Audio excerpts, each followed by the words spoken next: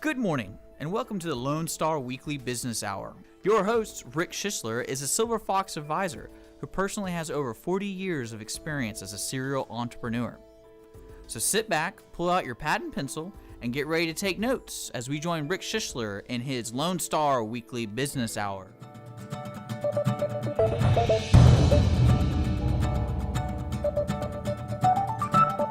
Advisor and your host for the Weekly Business Hour. We've got a wonderful show, I think, lined up for you today. And if you'll please, let's go through what we're going to talk about today. Thought for the week. What is your goal for today? Check in with Dick here at Lone Star Community Radio. We'll do that later on in the show. Then we'll go to our special guest. And boy, we've got some great guests for you today. Our local business guest today is local entrepreneur and business owner, Rod Gates, the owner of the Gun Cleaners of Spring. Rod will share with us how his company uses technology and a proprietary process and products to provide a superior service. And then I'm pleased to say that John Martin with Thrivent Financial, a longtime friend of this show and been a guest on the show, will join us in our expert corner to talk about financial planning for your business. I'll close out today's show with my Silver Fox tip of the week. This week, how much do your employees know about your business? Well, I think we've got the calendar set. Now let's move on to the show. And before we start, remember, at any time, you can drop me an email if you've got a question, you want to make a point, you want a conversation, and a question about your own business. That's fine. Just email it to the station here, to Rick, R-I-C-K, at irlonestar.com. I really appreciate those emails because it's kind of neat to interface with your audience and go back and forth and help each other. In fact, some of the items I talk about on this show, some of the issues are ones that have been submitted by you, the listening audience. Well, let's start with our thought for the week. What is your goal for today? Start with a quote from Albert Einstein. This is probably a fairly familiar quote to some of you. A person who never made a mistake never tried anything new. Well, you know, one of the things we do that's new is we always set goals, especially around the new year. We have those new year commitments that we make and to ourselves personally, to our families. And I think some folks even do it in their business. But reality is, all of us, whether we write it down on a piece of paper, type it up, publish it, tell anybody, we always have a goal or two, at least in our mind. And one of the things about setting goals, and this is what I want to touch on briefly this morning, how reasonable are your goals? You know, it's very important that you set reasonable goals. Why? Well, one, you want to achieve those goals, at least have a good chance. If you put in the effort and use your smarts, you want to be able to achieve your goal. And many times there are people, and I can almost raise my hand or maybe reluctantly put it up, but I'm one of those people that just says, hey, I've got these goals. I grab a lot of them. It's really unrealistic to what I'm doing. And really what I'm doing, I'm holding myself to very unrealistic standards. And this creates what I'll call suffering. You know, you become a perfectionist. You got to make everything happen, got to happen now, and it's got to be perfect. But the bottom line is you get frustrated. Now, I will hold my hand up to that one and admit to it. And if you're one of those people that does set goals that are unrealistic, and you push yourself, you push your team, you push your business, and in some cases you even push your family to reach goals that really aren't reasonable, then you're causing a lot of suffering. So my encouragement to you is back off a little bit. You need to have goals. My suggestion, try to change by setting only one goal a day. In other words, have one priority a day. Doesn't mean you don't do other things, but set one priority and then make it happen. You'll feel and see the results. There's always new directions and opportunities for all of us in business. Keep your head up and keep moving forward. The Weekly Business Hour is where Montgomery County and businesses throughout the world come to talk about the latest in business news, ideas to improve your business, and to hear from some of our local business leaders on how they have found success right here in Montgomery County. Remember, we're on Facebook.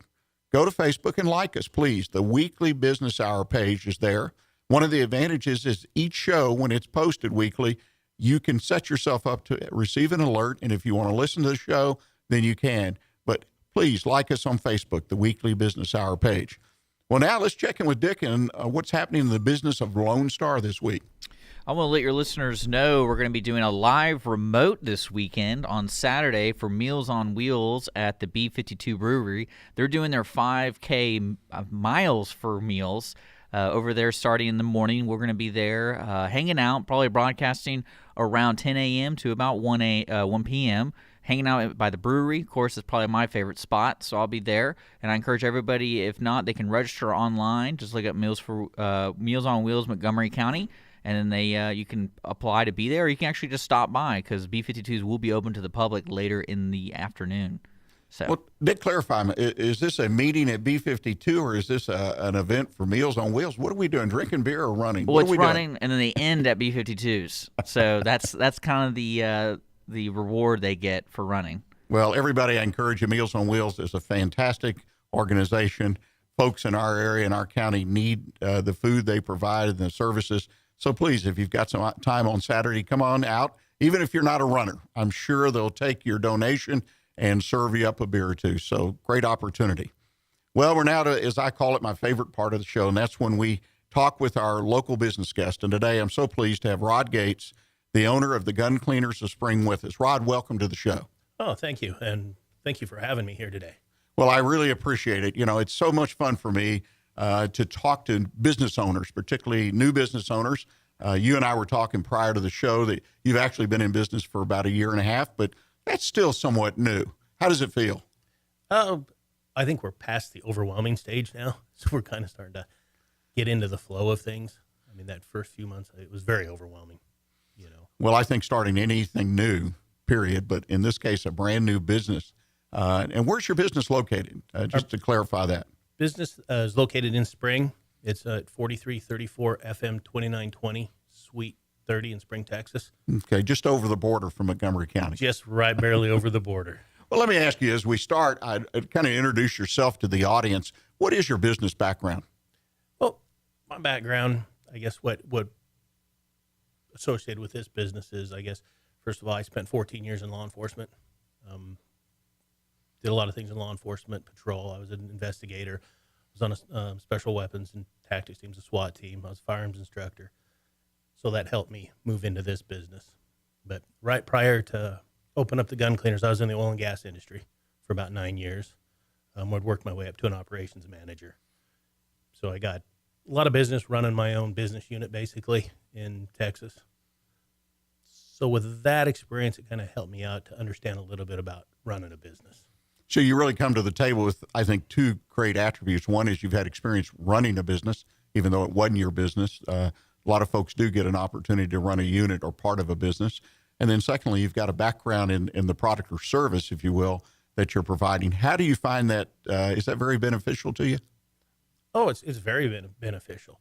Like you said, I didn't own the business, but when I was doing it, I took on the responsibility as it was my business. And I think that helped a lot. And then the firearms end of it, it really helps to understand firearms, understand how they work, the whole principle behind them, and to be a firearms person. And so it's great help coming into this business. Well, let me ask you, I've got to ask you now, you've got this great business background, a peace officer in the oil industry. What caused you to go in business for yourself? Well, what caused me was my wife and I are both in the oil and gas industry. About 2 years ago, things started slowing down quite considerably. I was on the verge of losing my job, which I eventually did. But before that, we had already started looking. We knew that time was coming that one of us needed to get out of the oil and gas industry. We couldn't have all of our income based on that industry. As good as it paid, it was still something need to go. So we started looking for franchises. We decided that's the route we wanted to go, was with a franchise. And we looked around to several of them. And my wife one day, I'd been out of town. I came back in and she goes, I found the perfect franchise. And she showed it to me and she had found the Gun Cleaners, which is a Texas-based franchise based out of Waco, Texas. And immediately it was like, wow, that looks like something I could do. It beat some of the other franchises. We knew we didn't want to go into a food-related franchise. It just wasn't for us. So we started looking into it, got a hold of the fine folks at the Gun Cleaners, and 6-7 months later, we were up and running. It's interesting, and you make a point, as you and I discussed prior to the show, that I've had several guests on the show over the years that went the franchise route, as you call it. Why did you choose franchise versus starting a business from scratch? Well, because when I ran across the franchise, the gun cleaning, it just appealed to me. And there was this thing of not trying to reinvent the wheel. These guys had already started something. They'd been in business for a few years. They're a new franchise, and they had time to develop a process. And being in the franchise system like that, they've already, like I said, invented the wheel. There's no reason to redo it. They had worked out through all the kinks they'd worked out for a few years, and we were able to get into it and get that. And that, being in the franchise, and you also get a little bit of support. Being out on your own, there's not that. Yeah, like you say, you're out there, and I hear this from most people, that you're hanging out. There's a little, what's the right word, security by associating immediately up front with another company. Oh, there is. There really is. Plus, I think a lot of people out there just like the fact that there is some security behind you. There's some backing. You're not just somebody that threw a few dollars together and you're cleaning their guns, because guns are very important to people. And this way, it gives you some credibility right off the bat that you have a process, and it isn't just a hobby. Well, you know, one thing, Rod, your process to me is very interesting. And ladies and gentlemen, we're up to our first break today, and I want to tell you, please stay with us, because when we come back, Rod's going to walk us through this process. I think it's an interesting, not only for guns, but in general, to have a business, a franchise or what, that has a unique proprietary process. So stay with us, and we'll be right back with you. Want to check out what it's like to be on the radio? Need credit for school? For an internship? Then contact Dick online at dick@irlonestar.com. Lone Star Community Radio is Montgomery County's community radio station, and we are here to be part of the community. You are listening to the Weekly Business Hour, and this is Rick Schissler, your Silver Fox advisor and your host for the show. And we've been here having a conversation with Rod Gates. Rod is the owner of the Gun Cleaners of Spring. And when we left you, Rod, we were right at the point where you had mentioned you have a process. And to me, that's one of the interesting things about this franchise. They actually have a process that's part of the service you offer, or really the service you offer. Kind of give us a quick run through on the process, why it's different than your competition. Yes, sir. Yeah, our process isn't like we've all done forever. Take a cleaning rod and a patch and you run it up and down through the bore and you wipe the gun down. Ours is a little bit more in depth. We have what's called an ultrasonic gun cleaning system. So what we do is when the guns come in, we'll field strip all the firearms, take off all wood furniture, scopes, lights, lasers. Those items do not go in the tank. We put all polymer, metal, even some aluminum, all that can go in the tank. And we put the machine in. They go in there from anywhere from 3 to 8 minutes in the ultrasonic process. And for those that aren't aware of what ultrasonic is, it's simply just pushing sound waves through a medium. Ours is a water-based solvent is the medium that we push sound waves through. It cavitates, it causes bubbles, small bubbles. They go inside every nook and cranny of the gun, whatever else we're putting them in there, item we're putting in there, and cleans at a very, very deep level. So basically, they scrub the metal parts. Yes, the bubbles slam against the metal. With that and the solvent, as the bubbles explode and everything rapidly, it's cleaning the surface. Once we get done with that process, we pull the firearm out of there. We take it off with water. We wash all the solvent off. We completely dry the gun, and then we stick it into a second ultrasonic tank, just like the first one, except for this one has a gun lube in it. And then for a minute or two, we ultrasonically lube the gun as well. And it should be noted that our lube and our solvent are proprietary to the gun cleaners. Our solvent is a pH neutral solvent, so there's no heavy salts, no etching. It's not going to harm your firearm at all. And our lube is something that we're pretty proud of. We think it's pretty good. It's a good thing about our lube is it's heavier than water, so therefore it displaces water better on your firearm, which a lot of the gun oils and lubes on the market just don't do. You know, I find that interesting. I'm a little bit familiar with ultrasonic because I at one time owned a company with a partner, and we explored some ultrasonic potential for some products that we had ideas about. But to me, to ultrasonically clean the gun, not to get too far into the weeds, so to speak, but the oiling really impresses me as someone who's cleaned some firearms.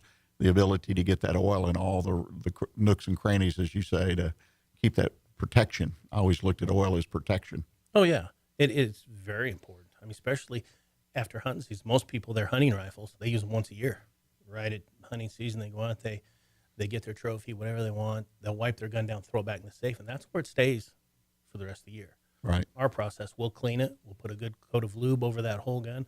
It's good now. Set in your safe, and you can forget about it. And it'll be clean. It'll be ready to go next year. I'm curious. You've got this unique business because I assume the competition is people that clean guns by hand, which there's some gunsmiths around who I would assume that's where I would take my weapons to be cleaned or to you. But how do you market your business? How do you get the word out that you're there, you're available, and you've got this wonderful process? I've done various amounts of marketing, and to this point, we found that just word of mouth and Facebook and social media has been great for us. I mean, it's just that word of mouth. We do a good job for people, and they keep passing it on. And I'm making a note that every time somebody new comes into our store, I ask them where they heard about us. And by and far, it's always a buddy told me, my cousin told me, my uncle told me, somebody told them about us. And so we get a lot of business that way. It's just that thing, you provide a good service, and right, people will come to you. Well, it's the most cost-effective way to market, obviously, is word of mouth referral. Well, let me ask you this. You've gone into this business. You've been there for a year and a half. You obviously have some operating experience now, over a year and a half. What is generally the most difficult challenge you face in the business on a day-to-day basis? Well, it goes back to what we just talked about, getting people in the door. That's a daily thing that we fight and we talk of. And there's a couple other stores in the Houston area, gun cleaners, and one of those stores,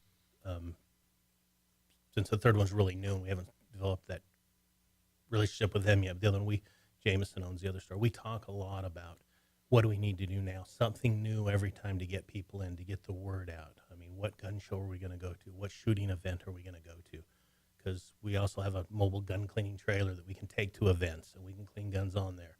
How do we promote that? How do we promote our businesses? So we talk a lot about that, and that's all in that effort to get people through the door. And that's what I find is one of the biggest challenges, is just getting people there.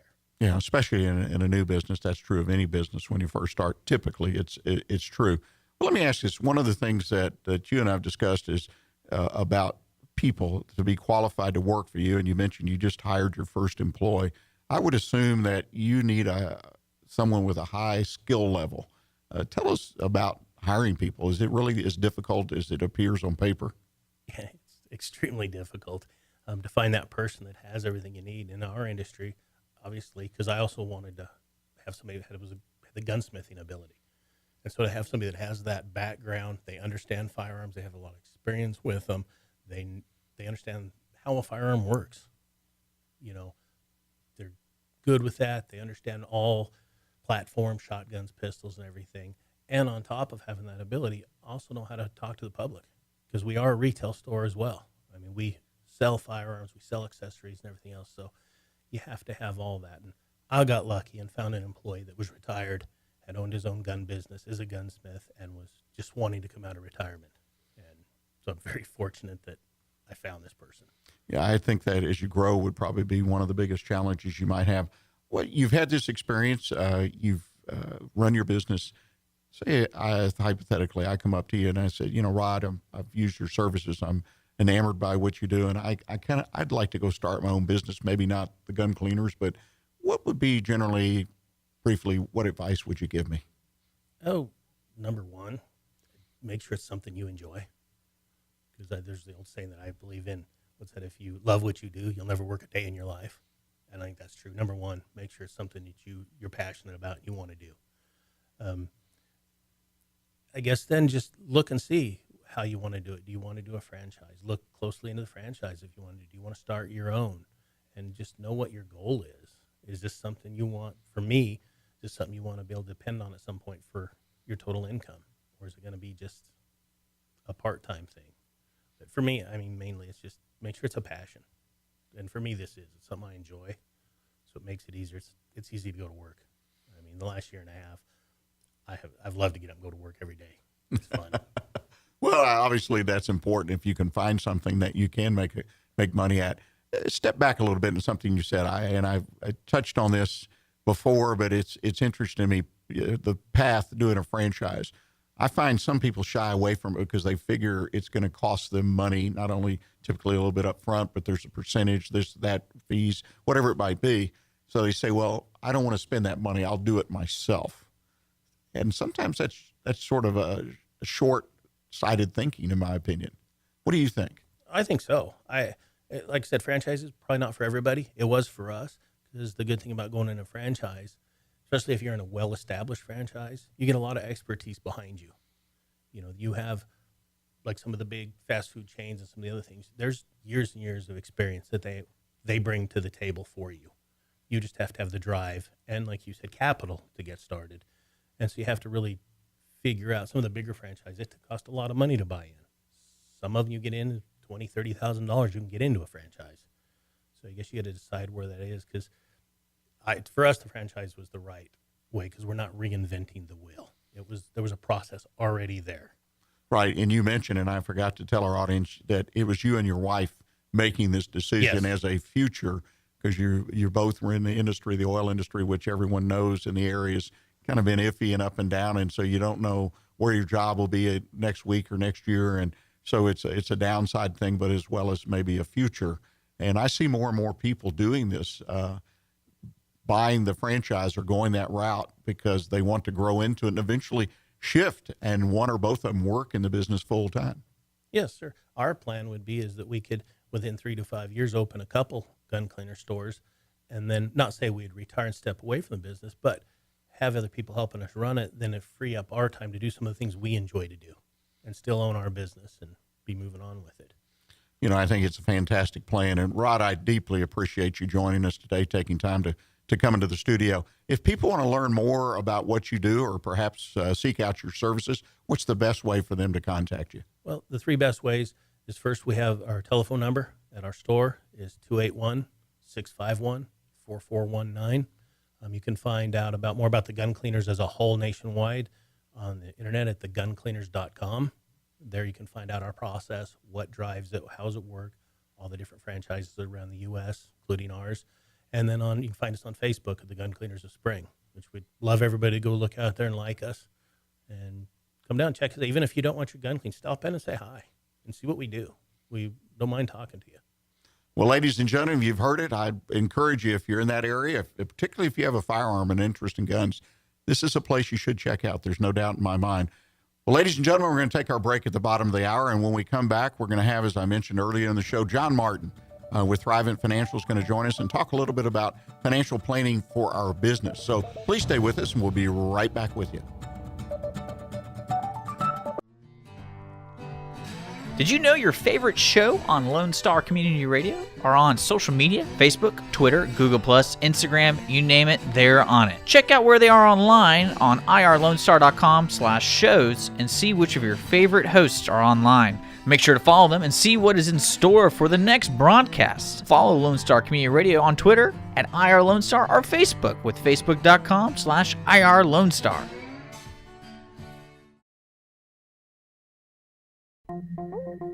This is Rick Schissler, your Silver Fox advisor and host of the Weekly Business Hour. Welcome you back to today's show. This segment of the show, we were supposed to have John Martin with Thrivent. Inadvertently, John has been held up and will not be able to join us this morning. But I'm going to pick up some of the pieces, the information John had given me, some areas that I'm particularly familiar with, and I think it's a great opportunity. If you're not familiar with financial planning for businesses, a great opportunity to perhaps even create some questions so you can follow up yourself with your professional. What does financial planning for business mean? Well, it means that your business, whether you're a sole proprietor or you have employees, key employees, whether you're a large company, small company, medium-sized company, whatever, you need to have some financial planning for the company. Now, I'm not taking in consideration or not talking about loans to do business. I'm not talking about selling bonds, if that's the way you finance your business for larger business. What I'm talking about is the financial planning for the business itself. What I'm talking about, for an example, is protecting key employees. You have key employees in your business. It's grown to the point, and you need to protect those employees themselves and also protect the fact that if they're lost, if they suddenly are injured, severely injured, or they pass away and they're key, that there's going to be some disruption, and you want to create a situation where that disruption is just not too much to deal with. Well, you can do that by buying life insurance. We've heard that expression, or I have pretty much all my career, key man insurance. But a lot of times the key man is applied, especially in smaller business, to partners, only partners. But there are cases, and I've seen it even in a business with as few as 10 employees, that there was 1 or 2 key people because of the type of business that their participation in the business day to day was very, very important. And if something happened to them, the opportunity to replace that person was going to be one that the business did not look forward to, that it was going to take some time, some effort. It was going to inevitably cost the company money, either directly or indirectly.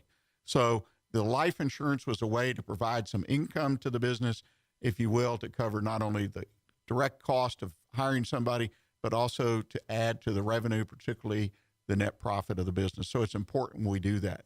There are other ways to financially plan for your employees. Deferred compensation or salary continuation plans. The opportunity that if you have employees particularly making bonuses, you have incentive plans where people are working, particularly in businesses, new businesses, startups, where the incentives tend to be higher portion of the total compensation. To defer that compensation, there's some tax advantages out there that you can take advantage of that are an advantage to the company and the employee. So you need to have someone professionally look at this and help you. There's Section 162 bonus plans that allow a business to pay life insurance premiums on behalf of employees. Now, this is an area that's kind of come under some scrutiny lately, particularly with large companies like Walmart and others, but this all came down to where was the money from the insurance plan going to go? Did it go to the employee or did it go back to the company? So still a viable alternative for financial planning for the business, in particular the employee. Also, you have the old split dollar plan, life insurance protection to the employee through premiums paid partially or fully by the employer. An opportunity to provide a financial planning benefit, if you will, to the employee. So these are several areas that you as an employer, the owner of a business, can help your employees, your key employees particularly. And I glossed over it, but also if you have a partnership in place, and that doesn't necessarily mean legally a partnership, it could be a corporation, but you have one or more partners together are owning, running a business. The opportunity here to provide an example, key man insurance to a partner who works in the business, it's a very important thing. And also when you extend that out to ownership of a buy-sell type of agreement, you need, again, I'm going to emphasize and reemphasize, you need professional help in these areas. You need a good attorney, perhaps someone in a financial aspect of providing that advice and direction.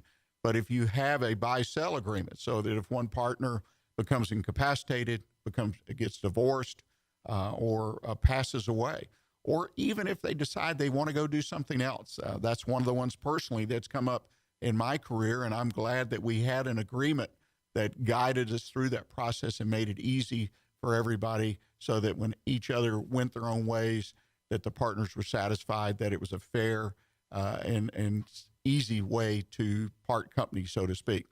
But you also can insure around some of these key men, and that's important for you to understand and look at that possibility when you're doing some financial planning for your employees.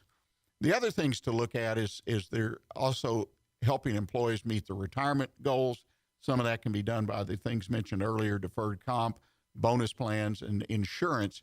But there's also the opportunity, obviously, within the company. And this is an area that I think you need to give a lot of thought to, particularly if you're a small business. But there are lots of opportunity to put small business type retirement plans in place. And when I say small, limited number of employees, limited amount of paperwork and cost. And that's really important. So some of these, like a SEP plan, a simplified employee pension plan, which allows employees to share in the profits of the company through discretionary employee contributions. Each employee has their own plan. I believe in retirement plans. I'm going to stop and step back a little bit. I think in any business where you have 2, 3, or more employees, it's worth looking at if you have decided, and we come back to that old story I tell often, is if your exit plan, if your plan for the business is to grow it and be involved over a period of time, this is one of the things that you need to look at. If you're going to get into the business and prepare to sell it in 3 to 5 years, then I'm not sure this needs to be on your list of must-dos. So again, if you go back to your exit strategy, like we've talked about on the show a number of times, look at where you're going. And if you're looking to hire the right people, invest in the training, you want to help lock them down. And one of the ways to do that is through a retirement plan. Talked about SEP plans. There are other things savings incentive match plan, or as it's known as SIMPLE, allows employees to defer part of their salaries on a pre-tax basis, and then employer contributions can be made into these kind of plans as well. There's the old standard profit sharing plan, where you actually just directly share profits at the end of the year. You divide them up and you pay them out. The taxes are taken out and paid at that time. But it's a very simple vehicle, and I have found in my experience it's a very effective vehicle with the right employee. The right employee meaning primarily they want to stay in the business. They like what they're doing. They want to contribute. And that's a key factor that you don't need to overlook. You need to have the right employee, the right group of people who will be incentivized by whatever efforts you make in this area. Of course, you have 401k plans. A lot of small employers think, well, that's only for big business. Big business 401ks. That's not necessarily true. There are some expenses associated with it and setting it up and maintaining it, but it is a well-timed, true type of way of creating a retirement plan. It's been used over and over. It gets talked about in the press a lot, but it's one that the rules and the guidance are fairly clear. So it's not like you're hanging out and trying something out new. Another area is the defined benefit pension plan, employees with a specific periodic income at retirement. I just worked with one of my clients recently in my mentoring and advising business as a Silver Fox advisor, and we actually put together a plan that we paid out, or he's paying out in a shorter period of time, but the idea was still the same, is the fact that you create, and in his case, there wasn't a lot of paperwork necessary, which makes it simple, and I know that's attractive to many of us to keep something simple, but it was a great reward to the employee for their service and for the quality work they had done while they worked at the business. So all in all, I think it's very important that we do the right thing with our employees, not only the right thing, but we look, again, not to be repetitive, for an employee or employee group that incentivizing will help motivate them not only to do a better job day to day, but to stick with the business, stay with the business. In the world we live in today, obviously there's lots of turmoil, there's lots of changes, lots of different things are going on. And in reality, you've got to take certain steps. If, in fact, you want to grow your business over a period of time, you've got to do what you can do, what you can afford, and what you want to put some effort into, because this takes effort. It takes some thinking. It takes the right kind of advisors, both from a legal point of view, an accounting point of view, and a financial planning point of view, to do these kind of plans. So you really need to take the time to find the right advisors and take the time to work through and choose what's the right way to do some financial planning for your business and for your employees. It's very important, but in the long run, it can really, really pay off. Again, it's very, very important if you're in this business for the long run that you find good quality people. We talk about it a lot as business people, but to find the right people, to train them, to pay them well, whatever that means in your industry, in your area, but also to incentivize them, whether it's through weekly, monthly, annual bonuses, or in addition to or in lieu of an incentive plan that's more or less tied to their retirement from the company.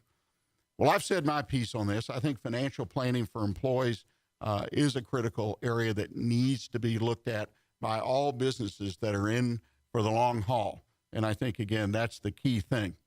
Well, ladies and gentlemen, we're going to come into our final break for the day. And one thing I want to remind you is that please email me. If you have a question about the topic I just covered or anything on the show, or you need to contact one of the guests and you didn't quite get their information down, then email me here at the station, Rick, R-I-C-K, at irlonestar.com. I'll be glad to respond. And again, I'm looking for your suggestions, any kind of feedback. Feel free to use your email. I'm looking for them. Well, stay with us. We'll be right back, and I'll give my Silver Fox tip of the week. See you then.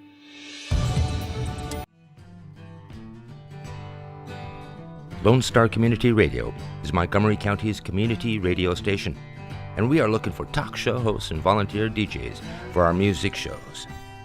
Are you interested in having your own talk show on Lone Star, or have you always wanted to live out your dreams of being a music DJ? With the addition of Conroe's FM 104.5 and 106.1 and video aspects of our talk shows, we are needing people to grow with us. If you or someone you know might be interested, please contact us online at irlonestar.com/contact us or call the station at 936-647-5747 for more information. This is Rick Schissler, your Silver Fox advisor and host of the Weekly Business Hour. I want to thank you for joining us today. And if you didn't hear the entire show and you're interested in catching up, remember, the show is posted in a podcast format on Wednesday of each week, and you can find it on YouTube, or you can come to the website, the company, the station here at irlonestar.com. Click on the page for the AM shows, and you'll find the Weekly Business Hour, and there you'll find the show. We keep an archive of shows going back for a couple of years. And another way, to me, perhaps the most important way for me, is you can like us on Facebook, the Weekly Business Hour page, and have those shows delivered directly to you, automatically be available to you through Facebook that you can listen in. Well, the last part of the show, I always like to give a Silver Fox tip of the week. And this is something that I've come across recently, something that was suggested by one of you as the listener to talk about. And today's topic is, how much do your employees know about your business? How much do your employees know about your business? When I wrote that topic, I thought about it. I said, that's almost like foreboding, like, what's going on? What do you mean? What do my employees know about my business? I mean, do they have a key to the safe? Do they know something that happened in the past? Are there skeletons in the closet? No. It's not any of that. But I thought that was an interesting title and hopefully piqued your interest. Not too long ago, I came across a short article by David Finkel. He's the CEO of Maui Mastermind. And Maui Mastermind is a great coaching organization, a business coaching organization that works out of Maui, which that's great in itself. They have a lot of interesting ideas that I find work for many businesses. And he wrote an article recently entitled "The Backbone of Your Company." And in that article, David talked about how most companies try to build their business on what he called the one-legged stool, which we call team. In other words, we build it on our people. And the reality is, we all should know how stable a one-legged stool is. You sit on it and you kind of sway back and forth. And it's very easy to fall down.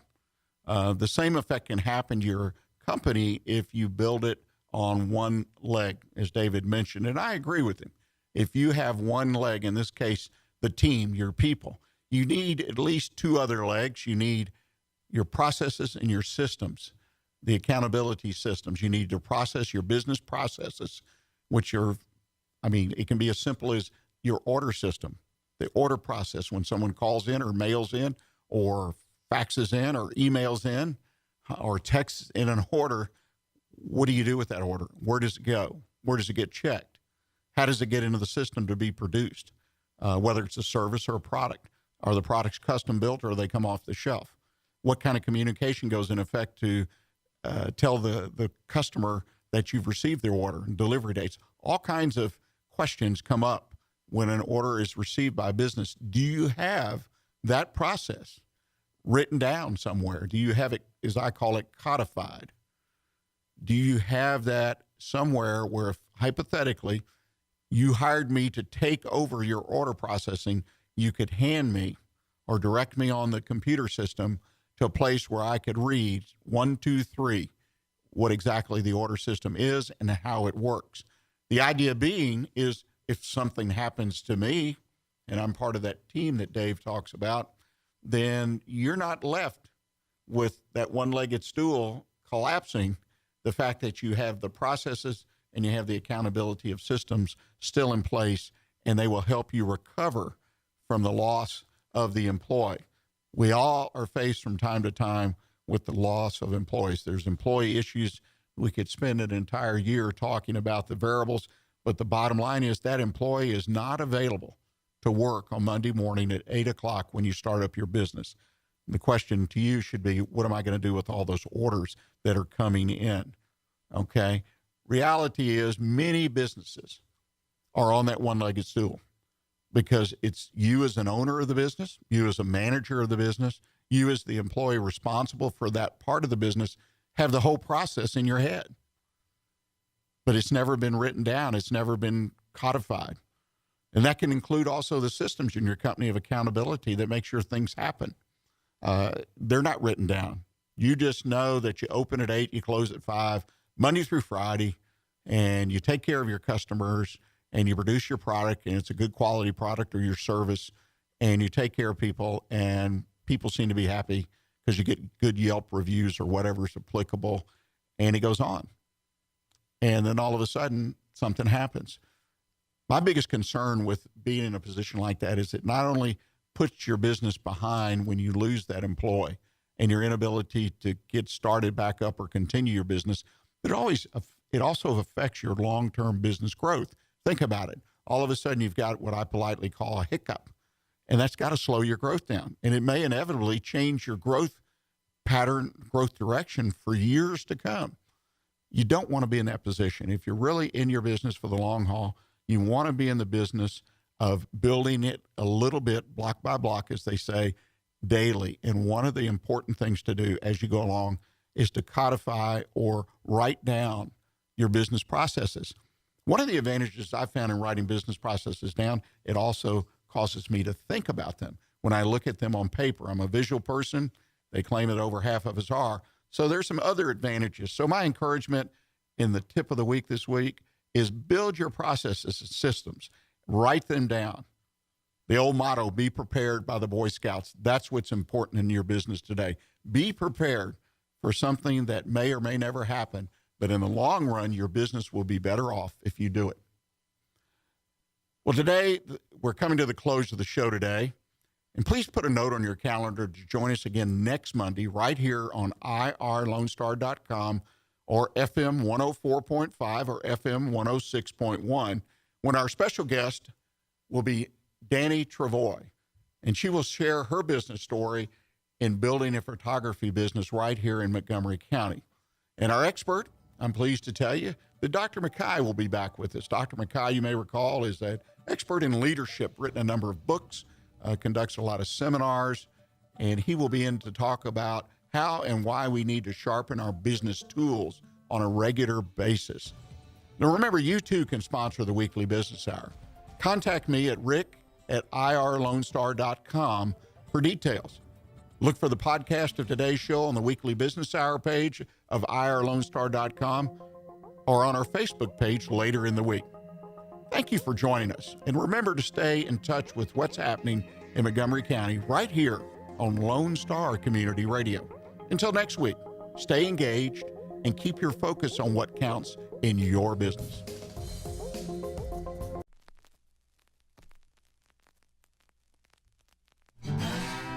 Thanks for checking out this production on Lone Star Community Radio, Montgomery County's radio station. For more information on this show and other shows on Lone Star, check us out online at irlonestar.com. If you're interested in sponsoring a program on Lone Star Community Radio and reaching the local audience of Montgomery County on FM, internet, and TV media, please call 936-647-5747 or contact us online at irlonestar.com. This recording is a Lone Star Community Radio production, produced by the show host and Dick Schissler of Lone Star Community Radio. Interested in volunteering as a music DJ or starting your own talk show? Contact Dick Schissler at dick@irlonestar.com or by phone at 936-647-5747.